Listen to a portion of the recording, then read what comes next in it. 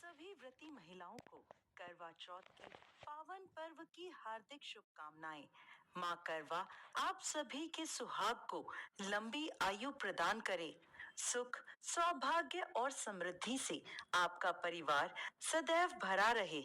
ऐसी शुभकामनाओं के साथ आइए सुनते हैं करवा चौथ की पौराणिक कथा। बहुत समय पहले की बात है। एक साहूकार के 7 बेटे थे और उनकी एक बहन करवा थी।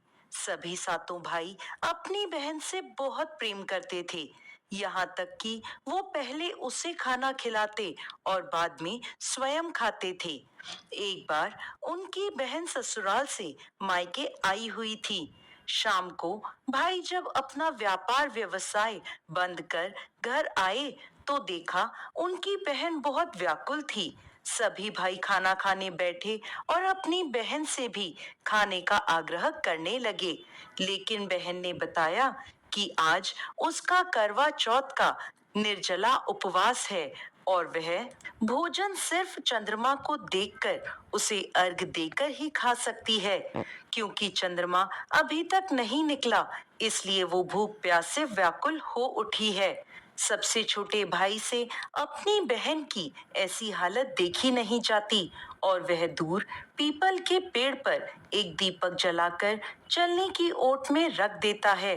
दूर से देखने पर ऐसा प्रतीत होता है कि जैसे चतुर्थी का चंद्रमा उदित हो रहा हो। इसके बाद भाई अपनी बहन को बताता है कि चंद्रमा उदय हो गया है, तुम उसे अर्घ देने के बाद भोजन कर सकती हो। बहन खुशी के मारे भाभीियों के पास भागी भागी गई और कहने लगी, भाभी भाभी चलो चंद्रमा उदय हो गया, अर्घ देकर व्रत खोलते हैं। सभी भाभियां बोली, नहीं नहीं बहन, ये तो तुम्हारा चंद्रमा निकला है, तुम इसे अर्घ दे दो, हमारा चांद तो बाद में निकलेगा। बहन के कुछ समझ नहीं आया, परंतु भाइयों के कहने पर वो सीढ़ियां चढ़ चंद्रमा को देखती है, उसे अर्घ देकर खाना खाने बैठ जाती है। पहला निवाला मुंह में रखती है तो उसे छींक आ जाती है। दूसरा निवाला मुंह में रखते ही उसमें बाल निकल आता है और जैसे ही तीसरा निवाला मुंह में रखती है कि उसके ससुराल से उसका बुलावा आ जाता है कि जल्द से जल्द वो अपने घर पहुंचे। माँ बेटी को विदा करने के लिए बक्सा खोलती है तो उसमें काले और सफेद कपड़े निकलने लगते हैं। यह देखकर वो घबरा जाती है और बेटी से कहती है कि बेटा, रास्ते में जो भी बड़ा, बूढ़ा या छोटा बच्चा मिले सबके पैर छूती जाना। जैसे ही कोई पूर्ण आशीर्वाद देकर बूढ़ सुहागन होने का कहे तो अपने पल्ले पर गांठ बांध लेना। वो अपनी माँ के कहे अनुसार करती है, परंतु कोई उसे सदा सुखी रहो तो कोई सदा सौभाग्यवती रहो तो कोई पुत्रवती हो ऐसा आशीर्वाद देता है। कोई भी उसे पूर्ण आशीर्वाद नहीं देता। जैसे ही वो अपने ससुराल पहुंचती है तो घर के आंगन में छोटी ननद मिलती है।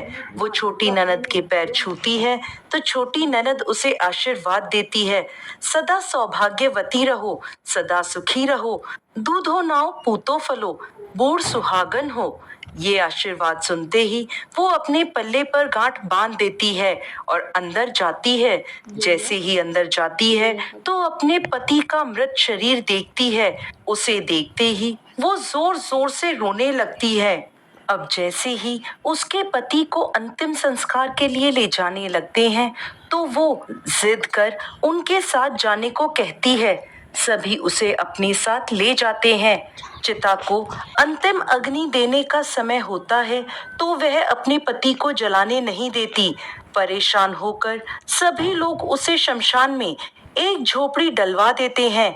वो अपने पति के शव को लेकर वहां बैठ जाती है और उसकी देखभाल करती रहती है।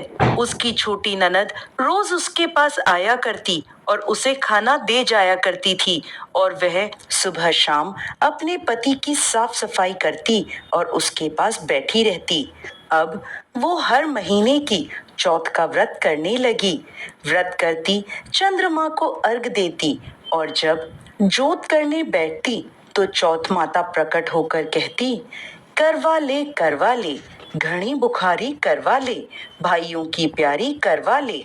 तो वह उनसे अपने पति की आयु मांगती, तो हर महीने की चौथ माता उसे ये कहकर वापस चली जाती कि तेरा सुहाग हमने नहीं, सबसे बड़ी चौथ माता ने लिया है, तो उन्हीं से अपना सुहाग वापस मांगना।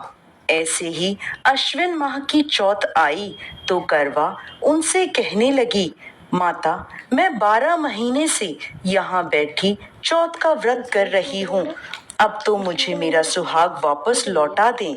अश्विन की चौथ माता बोली, तेरा सुहाग मैंने नहीं लिया, मुझसे बड़ी कार्तिक की चौथ माता तुझसे नाराज है। यदि तू अपने पति के प्राण वापस चाहती है तो उनके पैर पकड़ लेना और छोड़ना मत। 16 श्रृंगार का सारा सामान तैयार रखना। ऐसा कहकर अश्विन की चौथ माता अंतर ध्यान हो गई। अब जब कार्तिक की बड़ी चौथ माता आई तो करवा ने अपनी छोटी ननद से 16 श्रृंगार का सुहाग का सारा सामान मंगवाया। जब ननद ने जाकर माँ को यह बात बताई तो सास बोली, लगता है पागल हो गई है, जो मांगती है दे आ। छोटी ननद सुहाग का सारा सामान लेकर करवा को दे आती है। अब वह करवा चौथ का व्रत रखती है, चंद्रमा को अर्घ देती है और जैसे ही जोत करती है तो कार्तिक की बड़ी चौथ माता प्रकट होती हैं और कहने लगती हैं, करवा ले, घड़ी बुखारी करवा ले, 7 भाइयों की प्यारी करवा ले, दिन में चांद उगाने वाली करवा ले। उसने चौथ माता के पैर पकड़ लिए और बोली, माँ, मेरा सुहाग मुझे वापस लौटाओ। ये सुन चौथ माता बोली, अरे तुझे सुहाग से क्या काम, तू तो बहुत भूखी है, 7 भाइयों की प्यारी बहन है। इस बात पर करवा कहने लगी, नहीं माता, मुझसे बहुत बड़ा पाप हो गया, मेरे सुहाग को मुझे लौटा दो। मैं आपके पैर तब तक नहीं छोड़ूंगी जब तक आप मेरा सुहाग मुझे वापस नहीं लौटाती।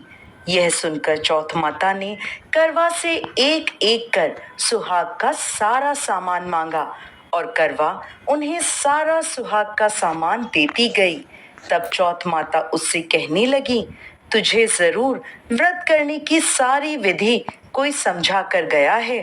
तो करवा कहने लगी, माता, मुझे तो हालात ने सब कुछ समझा दिया, आप बस मेरा सुहाग मुझे वापस लौटा दे।